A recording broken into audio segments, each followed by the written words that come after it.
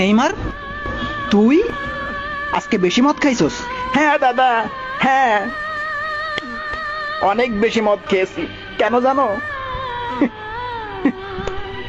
তোমাকে মারার জন্যে। তুই আমারে মারবি?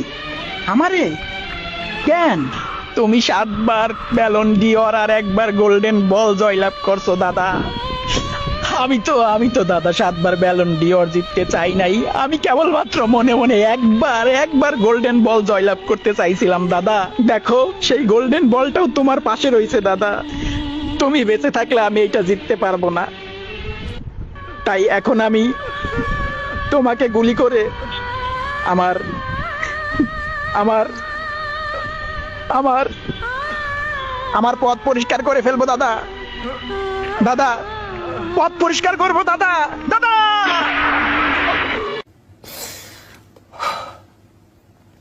Yes, I can't speak.